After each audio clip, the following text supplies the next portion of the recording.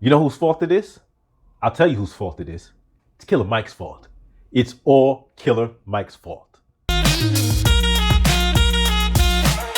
Welcome to Escaping the Echo Chamber. That's what some ridiculous moron who wrote an article for HuffPost Black Voices is trying to claim.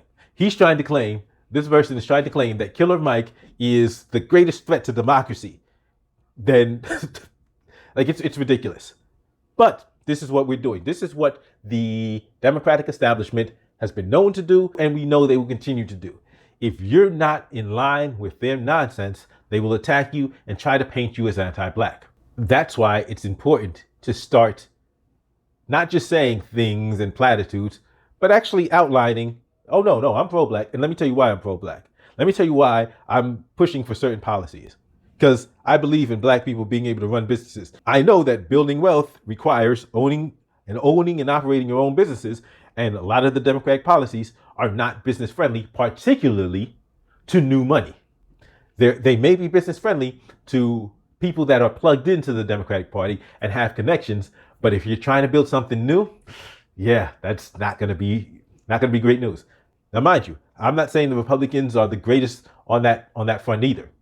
But some of their policies may be slightly better. And quite frankly, a person in Killer Mike's position for his personal bank account may be realizing that, hey, some of the Republican policies are better suited for my personal position. Automatically demonizing wealthy black men for wanting to maintain their wealth is kind of stupid. It's really kind of stupid. So you can sit here and say, oh, well, Ice Cube and Killer Mike, they're just trying to protect their money. They should be protecting their money. And if you are claiming to be pro-black, if you're caring about the black community, then you should be trying to focus on how do we protect new black wealth as well? How do we promote black wealth, and how do we protect it? Because if you're trying to say that wealthy black men shouldn't be wealthy and their wealth shouldn't be protected, then it sounds kind of like you're not actually trying to fight for the black community. Because the focus should be, hey, black men that have made it and have managed to build wealth, let's celebrate them. Let's celebrate them. Let's protect their money, and let's get them to help others get to where they're at. That should be the focus, but that's not where the focus is. But this article talks about the fact that he had met with Brian Kemp, the governor of Georgia, I think 2 years ago. And that's like meeting with Thanos. Mind you, the Black Caucus also met with Kemp. So it's funny. These Democrats will meet with Republicans all the time, have these conversations to talk about agendas and everything, try to get stuff done. But they don't want us talking to sitting politicians. They don't want us actually having meetings with these politicians and getting things done. Killer Mike was on Charlemagne the God show and said, hey, listen, Kemp met with King Randall, went to his school and met with a bunch of other black men, and Stacey Abrams should be going everywhere he just went. He's actually giving advice. She should be going everywhere he just went. My point is, why wasn't she there already? Like, King Randall started his own school, got a bunch of young black men that were headed down the wrong path. He's teaching them. He's actually building something for them. Like, why wasn't she already there? And let's remember, there was a lot of obstacles that he faced in putting the school together. Stacey Abrams should have rained fire down on the local Democrats. She should have went there and she should have went to war against them. Like, y'all are fucking this up. She should have read them the right act and say, listen, you'll protect this.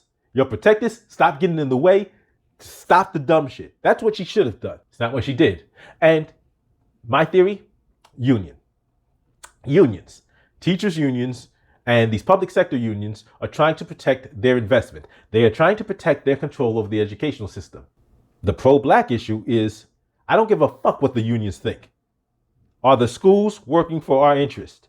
So if King Randall and if us controlling our own school systems, our own school buildings, homeschooling, and focus on our own education is what we need, then fuck what the unions think.